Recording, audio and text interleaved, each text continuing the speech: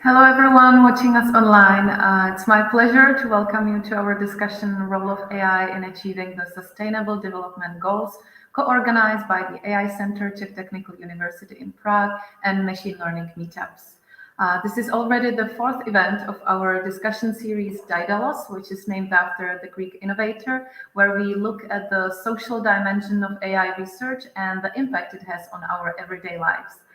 You can watch the previous discussions online on the Machine Learning Meetups YouTube channel, where you actually watch the stream right now. Regarding organization, you can ask questions via Slido. You should be able to see the link, and you will also be able to access it through the YouTube chat, where we will post the link as well. We will be answering the questions at the end of the lecture, so keep them for the end of our discussion. And finally, I would like to welcome our lecturer, Ricardo Vinuesa. Ricardo is a machine learning researcher originally from Spain with interest in fluid dynamics, climate, and also digitalization. He's an associate professor at the Royal Institute of Technology, which is based in Stockholm. And last year, he received the prestigious ERC grant. Ricardo led an influential study on the impact of AI on the Sustainable Development Goals, which is actually the reason we invited him to give this lecture. So, Ricardo, thank you for accepting the invitation, and the floor is yours. Thank you very much for the very kind invitation. I'm very happy to be here sharing my research. I'm going to talk about the role of artificial intelligence in achieving the Sustainable Development Goals. And my research is funded, among others, by the European Research Council.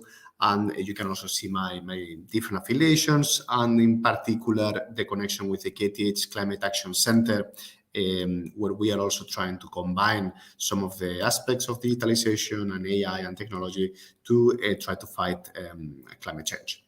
So in this presentation, I'm going to have two different parts. First, I'm going to basically discuss how can we use AI, artificial intelligence, for sustainability. And then in the second part, I'm going to focus on one particular example where we're going to really identify these areas and have a bit of a more technical side to it. But first of all, we will try to have a holistic view on what could be the potential of AI in the context of the SDGs. And going into this first part of the presentation, I'd like to start by introducing the Sustainable Development Goals. These are essentially the blueprint of the United Nations, the agenda towards a more sustainable future for year 2030. And these goals were agreed upon the UN members in 2015. Of course, they span a very wide range of areas, including poverty, climate, industry, and the economy. So basically, they constitute a quite holistic view on what our future should look like if we want to have a sustainable society worldwide. It's also important to know that there are 17 main goals. These are the SDGs, Sustainable Development Goals. And inside each of these 17 goals, there are smaller sub-goals or targets. So this agenda constitutes a total of 169 targets. So 17 goals and 169 targets, which we're going to try to analyze and assess systematically in our work, in particular with the effect of AI and digitalization. So we had this question. The main motivation for this study was to try to answer the question of whether there is published evidence of AI acting as an enabler or an inhibitor of the 169 targets. So we wanted to really see if this new technology, if this perhaps novel possibilities that are facilitated by this technology are really helping or not the SDGs. And in order to do this, because the SDGs span a very wide range of areas of knowledge, we had to assemble a multidisciplinary team that would really have the right expertise to be able to answer this question in a proper way. All the details of this study can be found in this reference in Nature Communications. We published it now 2 years ago. This is a study that has received quite some attention, and you can really see the details of all the examples that I am going to be discussing today. Today, I will just highlight some of the main ideas, but all the details can be found in this work in Nature Communications. So the team constitutes a total of 10 people. That you can see in the screen. We have, again, a very wide range of areas of expertise, experts in applied machine learning, in fundamental machine learning, interaction design, ethics, economists, lawyers. We have also experts in energy systems and sustainability, experts in biology. So we could really tackle all the angles that are being part of this quite comprehensive agenda, which is the SDGs, the United Nations Sustainable Development Goals. So we had this complete team to be able to tackle this complex question. And what we did was to divide the 17 SDGs into 3 main areas. This is a classification that is quite standard. We looked at society, the economy, and the environment. So these 3 main areas, so that we could really look at these effects quite holistically. And this is a quite standard classification, so we can actually try to tackle the question in a reasonable way. And the other important thing to describe here is the process. So in our article, if you go into the reference, in the supplementary material, we have a very long Excel file where we go for each of the targets that you can see here. So here you can actually see all the targets that you have. So 1.1, 1.2. For each of the targets, we have documented where there is positive effects of AI. So this is this green column, or negative effects of AI on the achievement of this particular target. So for each of them, we can see that for 1.2, AI is an enabler, but there is no evidence of AI being an inhibitor of the achievement of this particular target. In this particular case of 1.1, we have both evidence of AI being an enabler and an inhibitor. We have the reasoning, so we have a short explanation, and we also have a list of references for each of the targets. So this is a quite complete literature review. This is a critical assessment of the evidence in the literature. And what we did was to perform what is called an expert elicitation process. So we had to reach consensus. In order to do that, we first assign 2 or 3 reviewers to that SDG. In this case, for example, Sami and Simon. So they were the people who first assessed the effects of AI on all the targets of this SDG.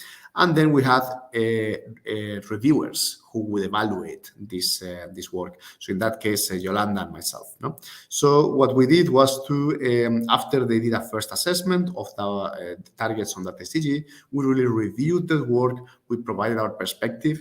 We tried to have the experts having areas of expertise very close to those of the goal in particular, but the reviewers to have complementary areas of knowledge so that we could have a bit of a debate and we could have new angles being brought up by those reviewers. So we had an iterative process until we converged, essentially. So we reached consensus, and we ended up with a list of hundreds of references that you can find in this supplementary material of our work.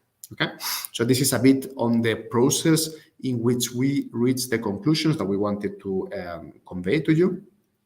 Okay, and this is a little bit the summary of the results. So if we look at the results into these 3 main areas, so the society, the economy, and the environment, what we can see is that overall AI has a positive effect. So overall AI can positively affect 79% of all the targets, whereas 35% of the targets can be negatively affected by AI. What does that mean?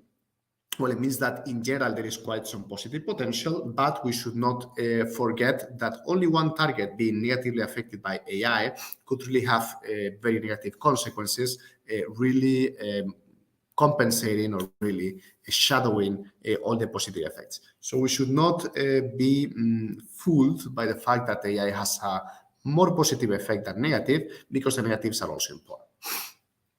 If we go into the different categories, we see that the environment is the area with most positive effect, as we can see here, and perhaps the society is the one that can have more negative effects, or more targets being inhibited by AI, as it is maybe expected, in particular in times that we are living of challenges associated with technology, social media, data analysis, etc.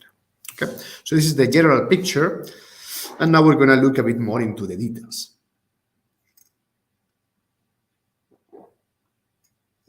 What you can see here is on the left, the positive impacts of AI for each of the SDGs, and on the right, the negative impacts of AI for each of the SDGs. So the numbers that we are showing are the percentage of targets positively or negatively affected in that particular SDG. And you see that we have two lines, one with a lighter color, in this case a lighter green, and another one with a darker green. And the difference between these two results are that when we look at the lighter color, we are analyzing, we are taking the SDG where at least there is one reference documenting positive or negative effects. But we don't take into account the strength of the evidence, or in a way, the robustness of the study that is being presented. The thicker line, the darker color, takes into account the strength of the evidence. And how do we take into account that strength of the evidence? Well, what we did was to classify all the references, all the hundreds of studies that we found. We divided them into 4 different categories, ranging from an A type of category all the way down to a D type of category. So the A studies are the ones that are most easy to reproduce. They are the more robust and the most generalizable. So basically the best and most robust evidence that we could have. And that has a weighting factor of 1. Whereas a D type of study is more theoretical, more speculative, and perhaps more difficult to generalize to actually concrete and real applications. And that has a weighting factor of 0.25. So a study documenting a negative effect on a particular target with a D type of reference would count as only 25% of that target being negatively affected. Okay. Now, if we look again at the result from the previous slide, what we can see is that clearly the darker color is going to have an area that is going to be smaller or equal than that of the lighter color. So if all the weighting factors were 1, these two lines would be the same, because some references are not of the highest quality or the highest robustness, then this area is smaller in certain cases. Now, what I think is quite interesting is to compare for which areas of knowledge the light color and the dark color are very similar, and for which ones there are differences. So if we look at the positive effects, the environment and the society have almost no reduction when I take into account the strength of the evidence. So the environment and the society have quite robust positive effects from AI. And the negatives are actually quite not robust. I mean, you see that there is a very big decrease of these colors when I take into account the strength of the evidence. So the negative effects on the society and the environment are not as robust or as based on strong evidence as the positive effects. However, the economy has the opposite effect. If we look at the economy, which is this sector over here, what we see is that the reduction, when we take into account the strength of the evidence, the reduction when we look at the dark color and the light color is more pronounced in the positive effects than in the negative effects. In the negative effects, the reduction is not as significant.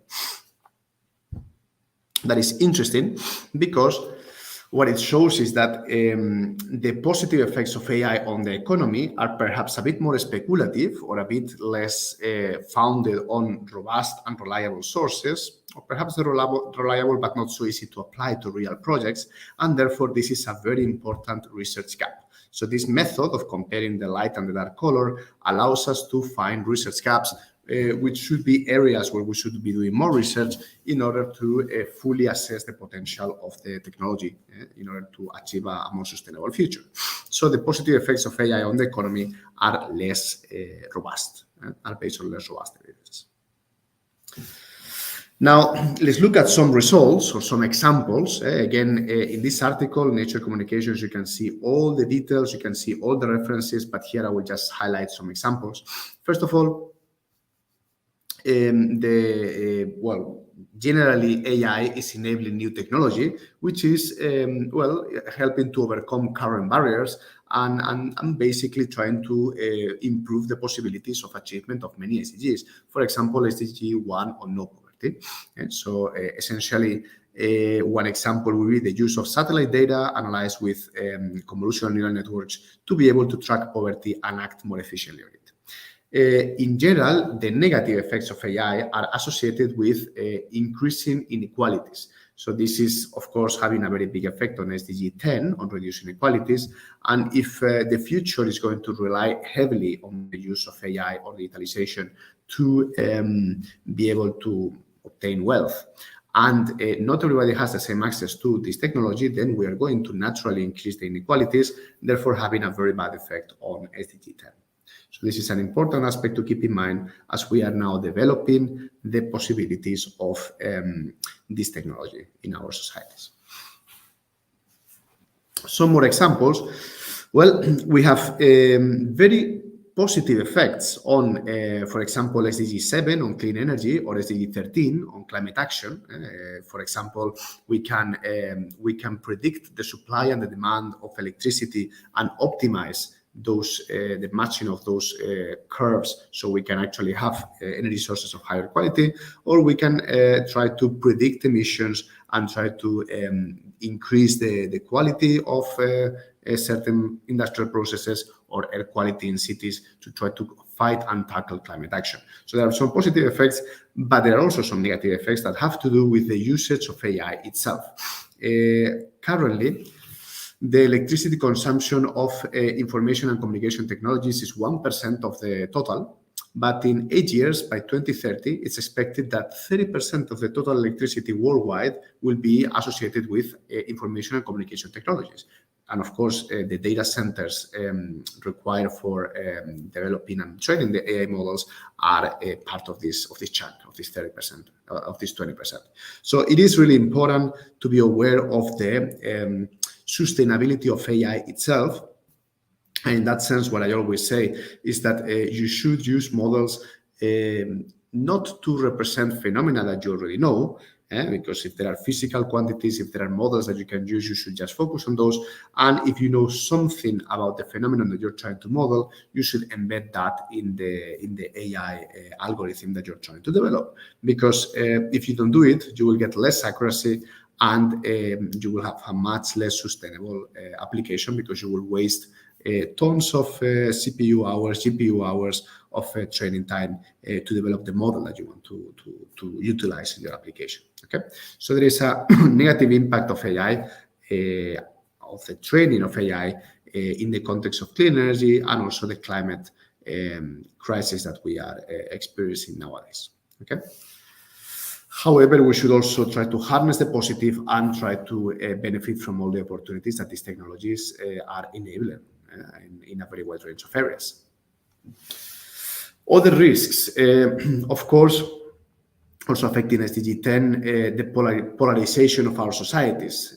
We are having, and these times that we are living nowadays are really reflecting it so well, with the disinformation, with the algorithms really influencing the outcome of elections, promoting nationalism, and really polarizing the societies. So this is a big risk. We have to be aware of the data and be aware of the possibilities that we have in order to improve the quality of the data usage that we have. Perhaps quite importantly, this is for SDG 16 on strong institutions. We have to promote regulatory insight. So regulatory oversight, which is to develop policy, is important, but even more important is the regulatory insight, where policymakers have a sufficient understanding of AI and have the possibility of including experts to be part of the development of this policy and these regulations, because otherwise it will be not only ineffective but counterproductive. So we have to be able to develop policy adequately, understanding what AI can and cannot do, so that we can really have effective strategies to have to harness all the positive that is connected with this technology. Okay. Now, other examples where AI, or in general data-driven methods, which is a bit of a more general term, So where data-driven methods can really help. And this is in the context of the COVID-19 pandemic. And so we looked at the digital contact tracing apps that were well deployed and tested in a number of countries a couple of years ago. And we, of course, identified very important impacts on SDGs 3 on health and 10 on inequalities. Of course, if these apps are not deployed adequately, there can be very dramatic consequences on our societies. And the most important conclusion is that it's essential to avoid the centralized data gathering. And this is something that in several countries they have to change. And the DP3T protocol is probably one of the ways to go that could really, really help develop these apps in a very robust way. So we developed basically a framework to assess how ethical these apps are, and we compare that with the European Data Protection Board guidelines. So what you can see is that we analyze all these apps from the perspective of the impact on the citizens, the technology, and the governance. And governance is essential because that shows how these apps are being deployed and utilized in a broader level in the society. And we analyzed several apps, the Stop Corona from Austria, the NHS from the UK, Trace Together from Singapore, and the EDPB guidelines. I have to say that the UK app improved after some criticism precisely because of this centralized data gathering. So this number got better eventually. But you can see that even the European regulations are not fulfilling all our requirements, especially in the governance aspect, especially in how you need to have an adequate strategy of communication to be able to deploy these apps, an adequate way of handling the information and the communication with the citizens. So all of these results can be found in this article in Results in Engineering. This is published a couple of years ago. And I think this was developed for COVID-19 digital contact tracing, but more and more apps are going to be utilized for a number of applications. And therefore, this type of frameworks are going to be essential to be able to judge whether these apps are really complying with the rights of our citizens and with the individual freedoms that we should all have. Okay. Going back to our previous work on AI and the SDGs, perhaps all the interactions can be summarized in this little figure, where the thickness of the arrows represents the speed of change. So, of course, we have an important interaction between the technology and the individuals. So technology is changing very, very fast, and the new needs of the individuals are basically trying to catch up with those needs of the technology. Both the technology and the individuals are imposing very fast changes on the governments, which have to respond in the form of legislation, policy, regulation, and the answer is actually very slow. So there is not a sufficiently fast interaction from the governments to the very quickly changing technology and the almost as quickly changing needs of the individuals. All of this happens with the environment as an underlying layer on which, we are obtaining resources, but we're also having positive or negative impacts, and unfortunately quite negative in a wide range of areas, as it is in the case of the climate action that we're experiencing.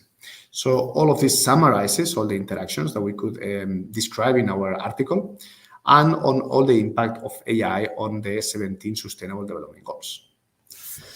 Now, if we focus a bit on one example, that would be maybe the SDG 11, the goal 11 on sustainable cities, where we identified that all the targets of this SDG could be positively affected by AI. And more interestingly, that a very important area of positive influence would be the reduction of the air, of air contamination, of air pollution, that we could really improve the air quality in urban areas.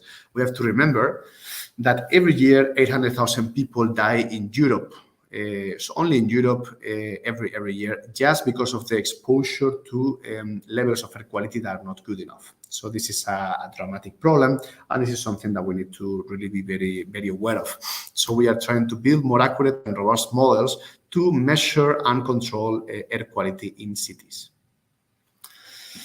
And this has motivated a number of studies that I have then conducted on a more technical level. So, for example, one can actually perform very detailed flow simulations, as you can see here. This is a direct numerical simulation, so we can see in very high level of detail the flow structures around this building. And the idea is that we can use sparse measurements, which are these black dots here, combined with neural networks, so we can train deep learning models to reproduce the three-dimensional flow based on these sparse measurements. And this flow can be, the flow velocities, but also the temperatures and also the concentration of different pollutants. So the idea is to go from very few sparse measurements to a good representation of the air quality in the city. And not only that, the comfort associated with the wind speed and the temperature distributions. So we can do that from sparse measurements.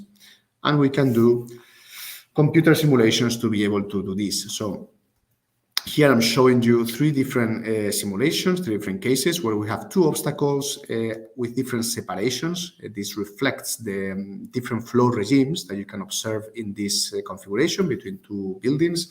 And we have different ways of performing the reconstruction based on convolutional networks. We have also approaches based on GANs and more advanced architectures, as I will show in some minutes, and also based on model decomposition. So we can go, again, the message is that I can go from sparse measurements, which you can see here, to three-dimensional representations of the flow that enable us to obtain a very good characteristics and a very good representation of these flow features. Okay. So before going to the technical side of the talk, or the more technical side where we look at some deep learning models and how they can help SDG 11, I want to highlight the importance of interpretable deep learning models. So typically, deep learning models act as black boxes. That's something that many of you know, because they lack interpretability. And although there are some classical models to do explainability, remember, explainability is not as, let's say, as helpful as interpretability. There is some lack of strategies to be able to obtain interpretable deep learning models. It's very important if you have a deep learning application that is deployed for areas that are going to impact our lives and societies, that these models are interpretable. And in that sense, we advocate the use for methods like the one by Kramer and others. We have quite a discussion in our recent article in Nature Machine Intelligence, and this is the reference that you can see, Vinuesa Simasek, where, for example, if we're using satellite images to predict poverty, and these are the CNN activation maps. So these are the features that are being used to decide if that region is in risk of developing poverty or not. If you have an interpretable model, you can get a symbolic equation that will give you the relative weight of quantities such as the nightlife intensity, the proximity to a city, the amount of roads. So basically, not only obtaining as a result if an area is going to develop poverty or not, but also what is the relative weight of the various parameters to make such a decision. Right? That's the important thing, because then we can dynamically develop models and dynamically predict whether in the future an area can have that risk of developing poverty and how we can coordinate international actions to avoid that. Okay, so it's a very important point. And again, we summarize that in our Nature Machine Intelligence article, where you can see how this can be applied to concrete applications also in the medical sector. Okay. Now, I've talked a bit about the general applicability of AI to the SDGs and the various targets. Now, in the second part, we're going to look at one example, this example of SDG 11 on sustainable cities, on how we can use this technology to be able to predict the air quality and have better results in a concrete application. Okay. So in this case, what I'm showing you is different flow quantities. You don't need to get too much into the details on the flow part of the talk, but just to let you know that traditionally the left is the flow reference and the right is the prediction with a linear method. So traditionally people have tried to do these things, doing non-intrusive sensing and predicting quantities by using linear methods, and deep learning allows you to embed the nonlinearity, and not only nonlinearity, but also to exploit the vast amount of data to be able to get more and more sophisticated models. So what we want to do, this is a simple geometry, but this also applies to the urban environment that I showed you before, is to use information from the lower surface, that's the wall, to predict what happens above. So information that is measured here to predict what happens in the flow above. And this is analogous to what you saw in the building. We had information from the sensors, and we wanted to see what happened to the flow above those sensors. Okay? And what type of solution are you going to use? Fully convolutional networks that you can see here on the top, this is an MLP, a multi-layer perceptron, have the inconvenience that all the neurons of one layer are connected to all the neurons of the next one, and therefore the number of parameters increases quite rapidly, and these are not able to exploit the spatial information that you get in images. When you're having all the input data in that image and you're trying to make predictions, it's convenient to be able to exploit the spatial features in the data. MLPs are not able to do that, but convolutional neural networks, as you can see here on the bottom, these are the standard basically architectures for computer vision, can exploit those spatial correlations in the data. So what I'm showing you here is an input field and a kernel where I'm applying a convolution, and this is a feature map. This is the result of the convolution. Of course, each point in the feature map is receiving information from 9 points of the input, and this is a convenient architecture because I am actually able to exploit those spatial features in the data, which will allow us to conduct an adequate computer vision application. So in this example, we are using information at the blue surface. So this is the bottom. This is where the sensors are. And I'm predicting what happens in the yellow surface. So this is the reference. This is where the flow velocities, the temperature, and the concentration of pollutant is going to be measured. So the input is the blue, and the output is the yellow. And I'm going to be using quantities measured at the blue for non-intrusive sensing.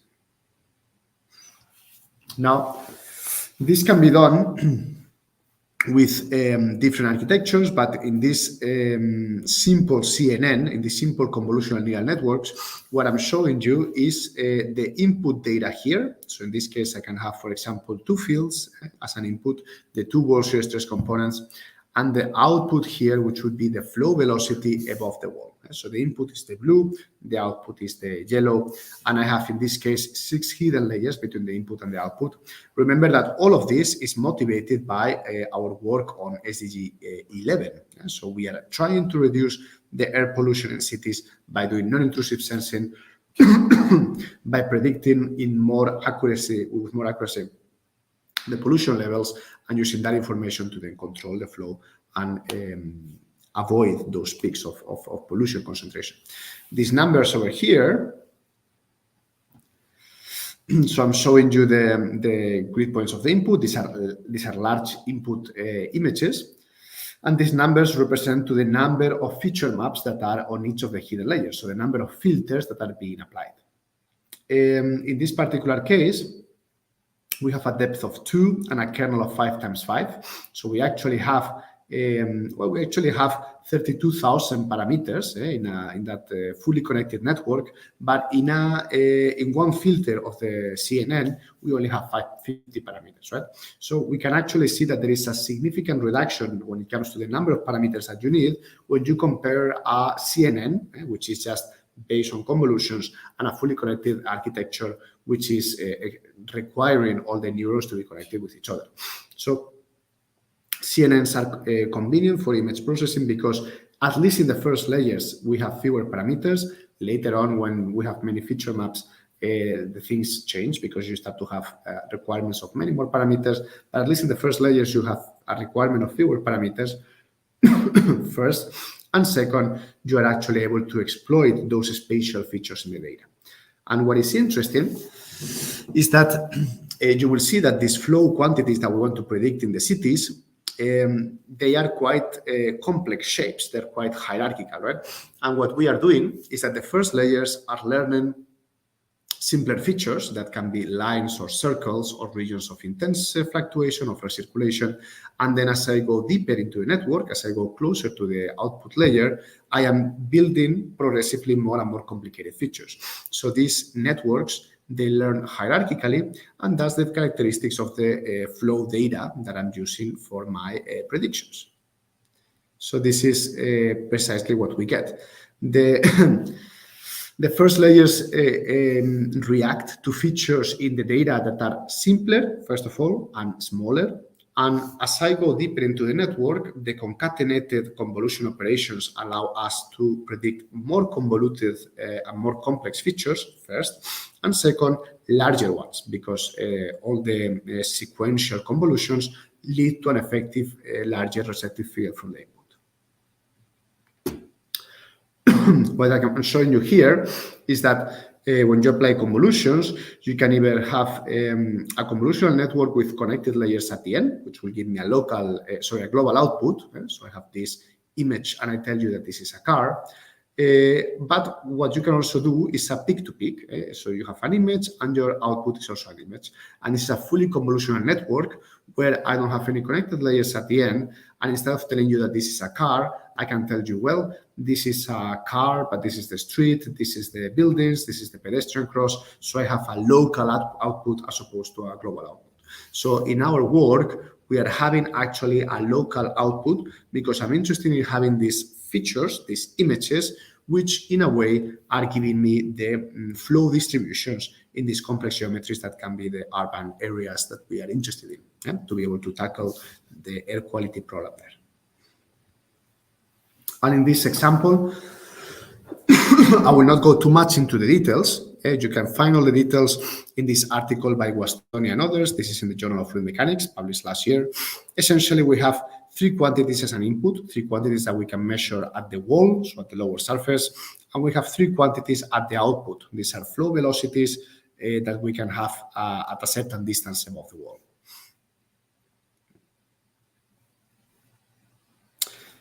What we can also do, instead of predicting directly the field, so I'm using my input data and then I predict the image that is my output, what I can also do is basically to combine the fully convolutional network with a POD, a proper orthogonal decomposition, which is basically a PCA, principal component analysis.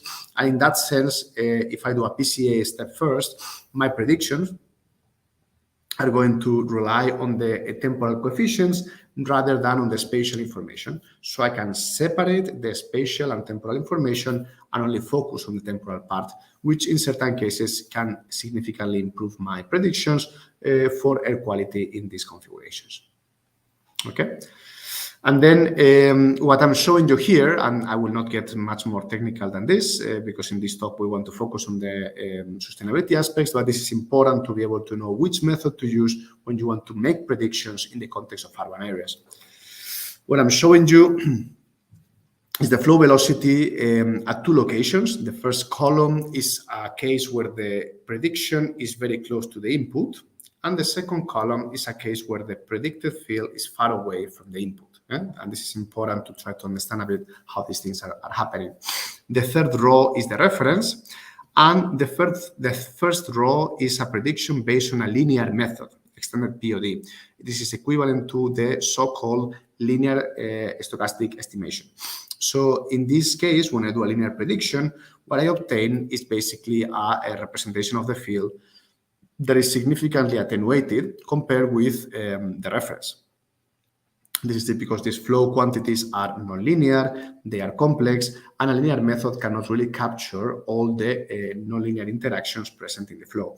So the linear predictions are attenuated and they don't reflect the details that you will have in the real field.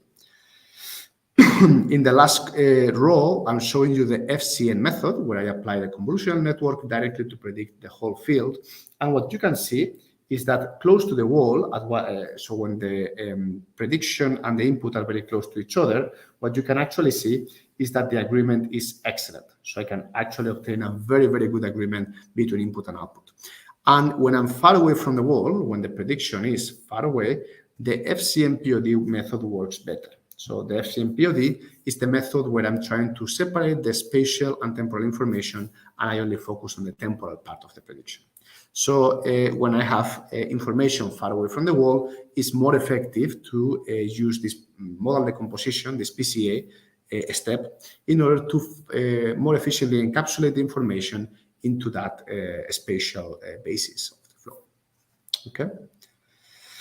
Statistically, again, without going into too many technical details, but I'm showing you the fluctuations in the flow direction as a function of the distance from the wall. And the black line is the reference. The orange triangle is the FCN, where I predict directly the whole signal.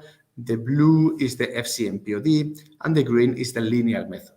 And obviously, all the predictions get worse as I make the target farther away from the input, but the orange line, the FCN, gives me an almost perfect prediction at when I'm close to the wall. When the input and the output are close to each other, I get less than 1% error, which is quite interesting, quite remarkable. No? Farther away from the wall, the blue dot is above the orange one, which means that I'm having better predictions of the FCM POD method. And in any case, I'm performing better than the linear approach because the linear approach cannot handle those non-linearities that are present on my data. Okay. Something that I think is quite important, and this has to do with the sustainability of AI. So this is not AI for sustainability, but sustainability of AI, is transfer learning, so that we can exploit what we have learned in one situation for another situation, and we'll have to redo all the training again. In this case, I'm going to take a model that is trained to predict very close to the wall. So the input and the output are close to each other. And I'm going to reuse it to predict far away from the wall. And how do I do that? The three first layers are basically frozen, and I only train the three last layers. And that's because the first layers are identifying features that are simpler, that are more abstract, and they are more similar if you are close or far away.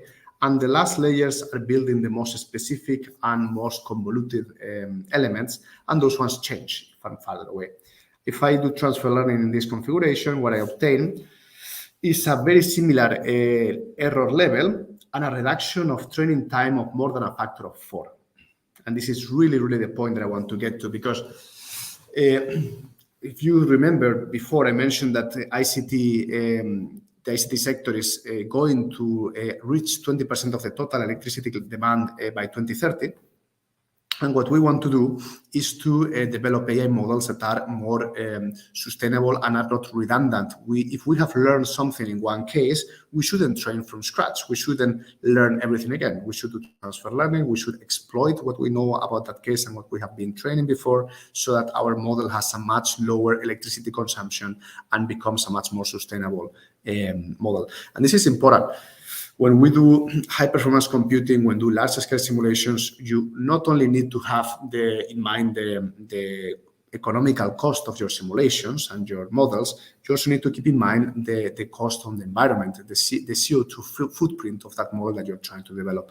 And with AI, when you know something about the procedure, about the process that you want to be able to model, you have to embed it in the model. You have to embed the knowledge that you have so that you can exploit that knowledge, get better results, and more importantly, have a more sustainable AI model, basically.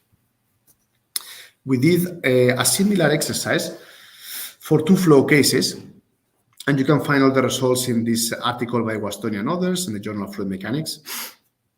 So basically, we had 2 cases, one at a low Reynolds number, which means that I have a cheaper data generation and a less challenging prediction, and one at a higher Reynolds number, when I'm having a much more expensive data generation and a much more complex case. And then what we did was to initialize the training at the high Reynolds number from the weights of the low Reynolds number. So I don't train from random values or from some algorithm for initialization. I just transfer the weights directly and I started training. And what we found is that the amount of training data required in the second, more challenging case was reduced by a factor of 4 again.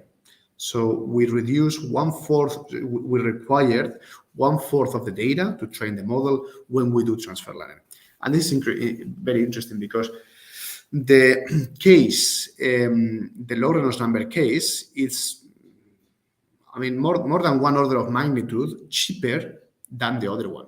So if I can use a lot of cheap data to do most of my training, and the expensive data, I can reduce it by a factor of 4, I'm going to save not only on the training time, which is already very good, but in the data generation time. So I'm going to have, again, fewer emissions, I'm going to have a lower carbon footprint, and at the same time, I'm going to have a much more compact and effective model when applying this type of prediction that I want to have. Okay. And one last thing is so I have been telling you how to predict, if I know the information at the input, how to predict the output.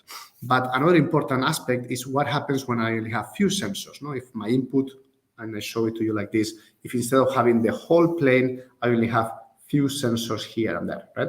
And to do that, we're going to be using GANs, generative adversarial networks, that you can see here schematically represented.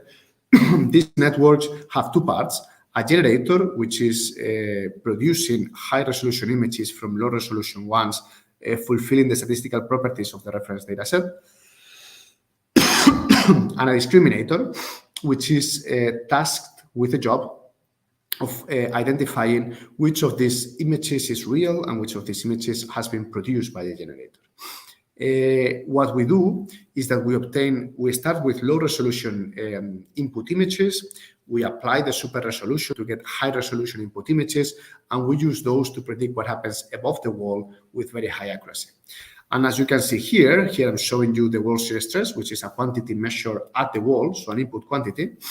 This is the reference.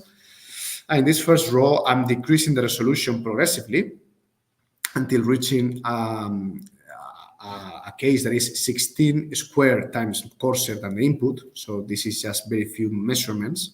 And on the bottom, I'm showing you the predictions, which are in quite good agreement with the reference, especially in this case that is very, very coarse. I know exactly where the structures are. I know their sizes and locations. I get a bit of an attenuation of the fluctuations and of the nonlinear effects.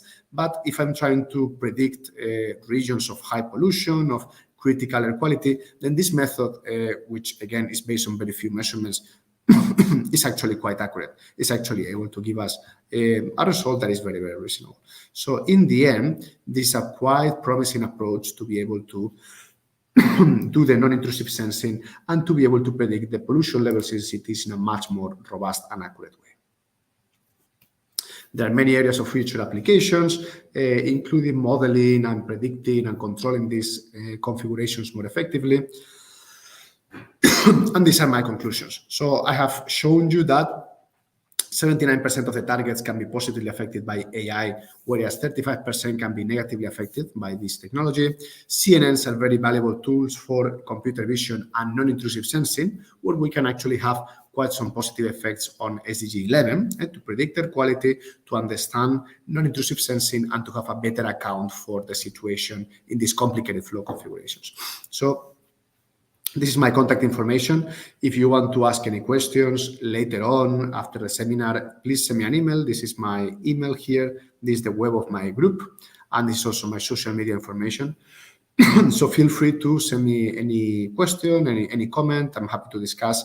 And for now, I want to thank you very much for your attention, and I will take your questions now. Thank you.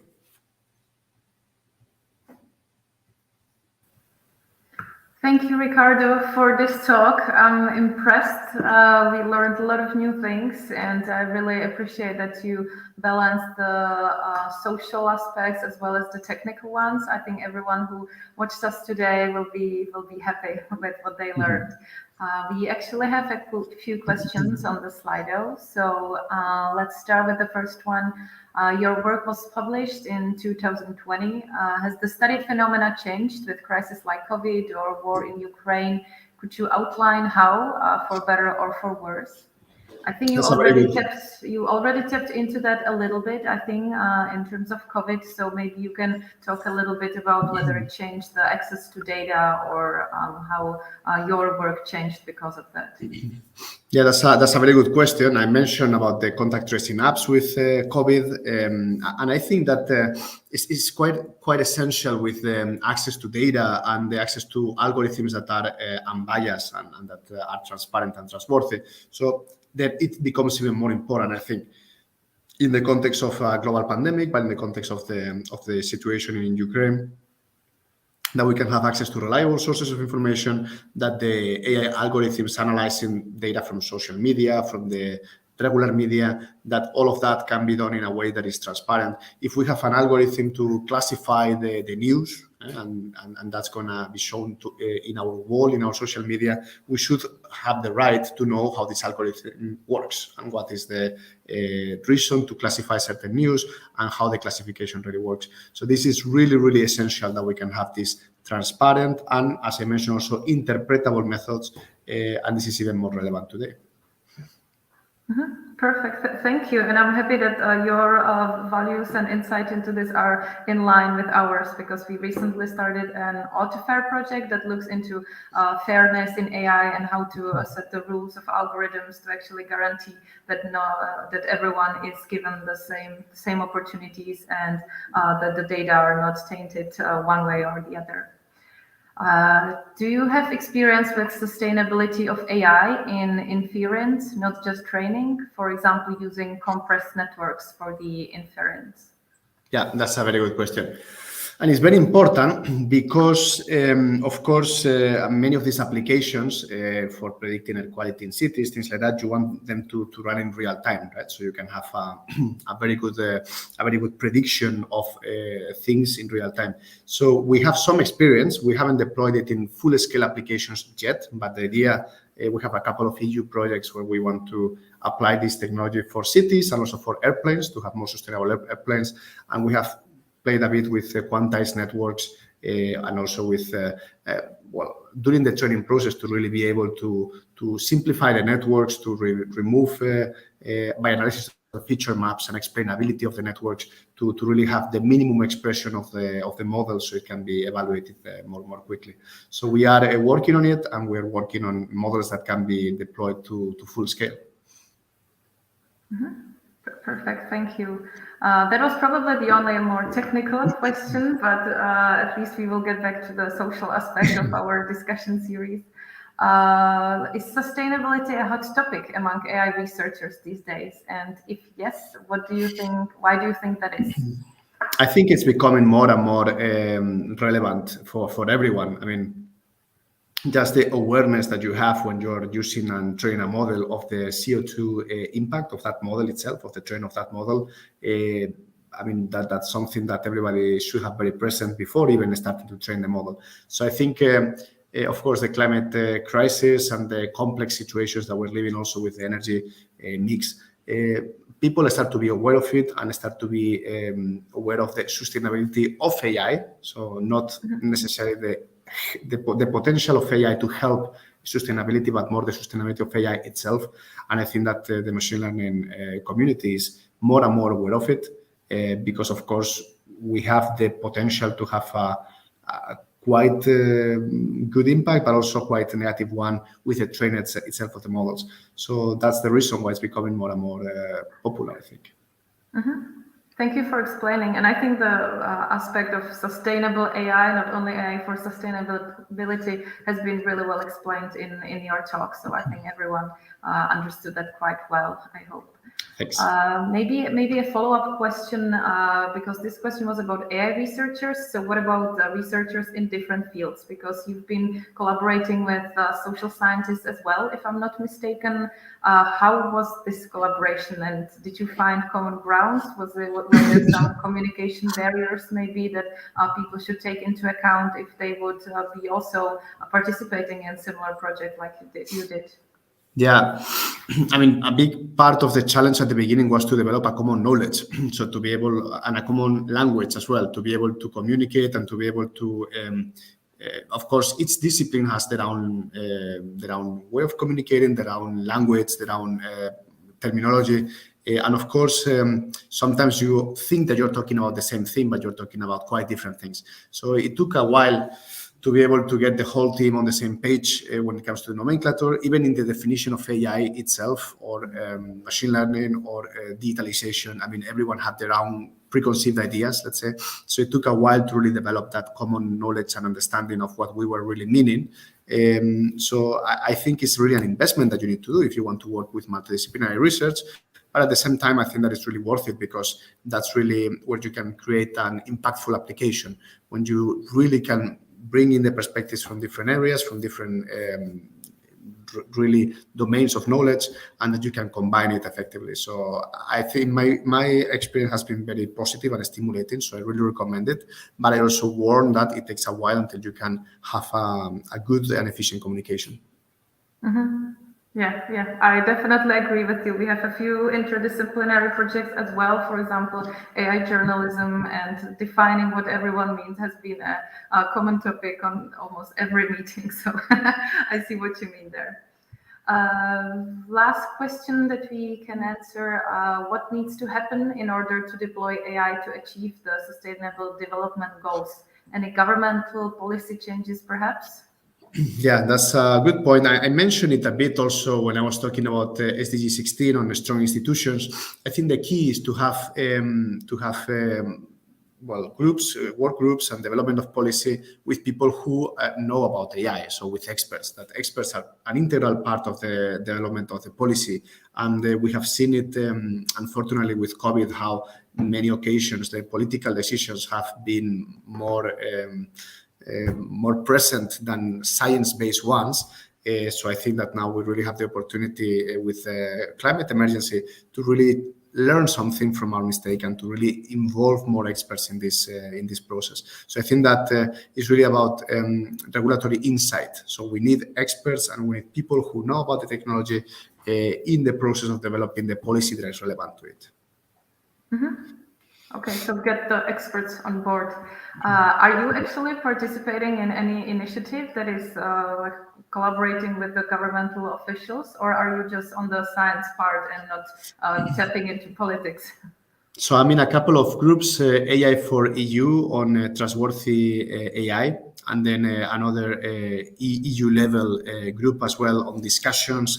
And we had a panel discussion maybe a month ago, more or less, where we really tried to bring in new insight for the AI Act and for relevant regulation at the European level.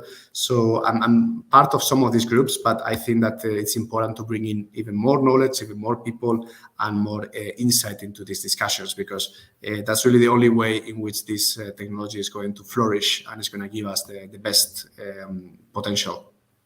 Mm-hmm. So hopefully your talk will inspire other people to join such initiatives as well. Maybe on a similar note, do you have maybe any open positions that you would like to present here, some opportunities if students are watching and they maybe look for some new challenges? Actually, yes, it's a very good point that you bring it. So we have an open position for a postdoctoral researcher in the context of the Climate Action Center that I mentioned before, where what we want to do is to use AI to develop policy. So we want to, basically what we did manually here with experts of looking at positive and negative effects, to use NLP, natural language processing, to analyze the studies and to do that automatically based on AI. And then on a second step to really find the optimal policy decisions. So we have some ideas, we have some collaborations, and we have one position open. So if you're interested, contact me or go to the KTH website on vacancies. There is one postdoc on, I think the title is something like AI for climate action. So that's a little bit the direction. So we want to use this technology to inform policy decisions, basically. Mm-hmm. Perfect. So that's an open call to everyone listening who might be interested. I don't see any further questions. So unless you want to add something, Ricardo? No, I think I'm very happy to be here. I'm very glad for the invitation. I appreciate very much the discussion. So thank you very much once again. And please contact me if you have any further questions. I'm always happy to discuss. And yeah, let's stay in touch. Perfect. And we also want to thank you because your talk was amazing and we learned a lot and you answered all the questions perfectly. So I think that's why there aren't any more, because it was very fruitful discussion as well. Thank you for that. And thank you, and everyone else, be considerate of sustainability of your algorithms, and take care about the topic carefully, because it will be popping up more and more, and we're happy that we could participate in the discussion through this DAIDALOS series. So thank you again, and goodbye everyone watching. Thank you very much. Bye-bye.